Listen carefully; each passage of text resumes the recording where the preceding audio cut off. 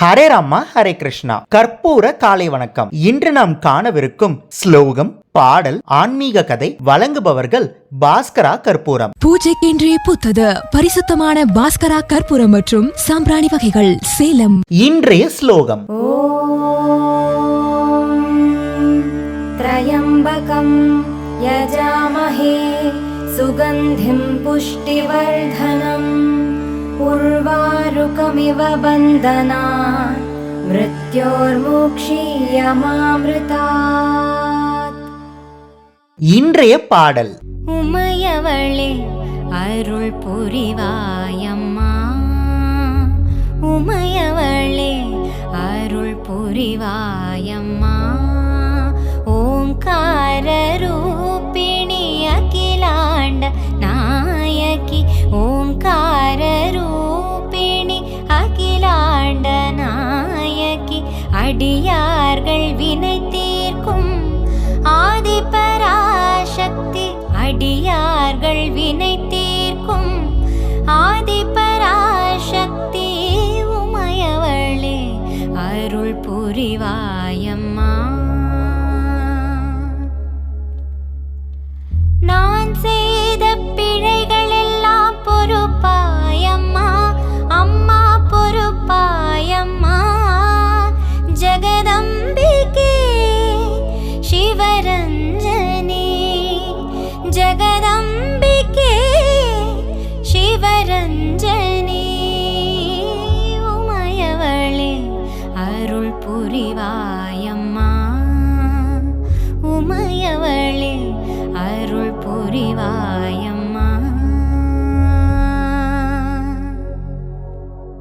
இன்றைய ஆன்மீக கதை. ஹரே ராமா ஹரே கிருஷ்ணா. இன்று நாம் காணவிருக்கும் ஆன்மீக கதை சொர்க்கம் போக மந்திரம். ஒரு ஊர்ல ஒரு குரு ஆசிரமம் நடத்திட்டு வந்தாரு. அந்த ஆசிரமத்துக்கு திடீர்னு ஒரு மனுஷன் வந்து, குருவே, நான் தெரிஞ்சோ தெரியாமலோ நிறைய பாவங்கள் பண்ணிட்டேன், ஆனால் எனக்கு சொர்க்கத்துக்கு போகணும் அப்படின்னு ஆசை, அதனால் சொர்க்கத்துக்கு போகிறதுக்கு எனக்கு ஏதாவது மந்திரம் சொல்லி கொடுங்க அப்படின்னு கேட்டார். உடனே அந்த குரு, அவ்வளோதானப்பா, நான் உனக்கு மந்திரம் சொல்லித்தரேன், ஆனால் இப்போது சொர்க்கம் போகிறதுக்கு உனக்கு மந்திரத்தை சொல்லி கொடுத்தா அது உனக்கு புரியாது. அதை சொல்லி கொடுக்கறதுக்கு முன்னாடி நீ இன்னும் சில விஷயங்கள்லாம் கற்றுக்க வேண்டியது இருக்குது. அதெல்லாம் கற்றுக்கிட்டா அதுக்கப்புறம் நான் சொல்லி கொடுக்குற மந்திரத்தை வச்சு நீ சுலபமாக சொர்க்கத்துக்கு போயிடலாம் அப்படின்னு சொன்னார். அந்த மனுஷனுக்கு ரொம்ப ரொம்ப சந்தோஷமாயிடுச்சு.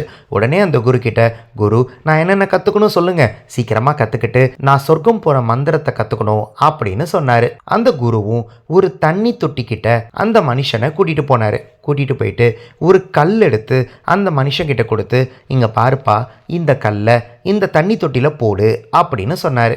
அந்த மனுஷனும் அந்த கல்லை அந்த தண்ணி தொட்டியில் போட்டுட்டாரு. உடனே அந்த கல் நேராக அந்த தண்ணி தொட்டிக்கு கீழே போய் உக்காந்துடுச்சு. இப்போ அந்த குரு அந்த மனுஷங்கிட்ட சொல்கிறாரு, உனக்கு நான் ஒரு மந்திர உபதேசம் பண்ண போகிறேன், அந்த மந்திரத்தை நீ சொல்லிக்கிட்டே இருந்த அப்படின்னா இந்த தண்ணி தொட்டிக்குள்ளே போன கல் மேலே வந்து மிதங்கும் அப்படின்னு சொன்னார். உடனே அந்த மனுஷன், என்ன சாமி, அர்த்தமே இல்லாமல் சொல்கிறீங்க, அது கல், இது தண்ணி தொட்டி, என்ன மந்திரம் சொன்னாலும் அந்த கல் உள்ளதான போகும், அது எப்படி மேலே வந்து மிதங்கும் அப்படின்னு கேட்டார். உடனே அந்த குரு சொன்னார், ஏன்பா, தண்ணி தொட்டியில் கல் மிதங்காது, அது உள்ளே போயிடும், என்ன மந்திரம் சொன்னாலும் அந்த கல் மேலே வராது அப்படின்னு தெரிஞ்ச உனக்கு பாவம் செஞ்சவன் சொர்க்கத்துக்கு போக முடியாது, என்ன மந்திரம் சொன்னாலும் சொர்க்கத்துக்கு போக முடியாது அப்படின்றது தெரியாம போச்சேப்பா அப்படின்னு சொன்னாரு.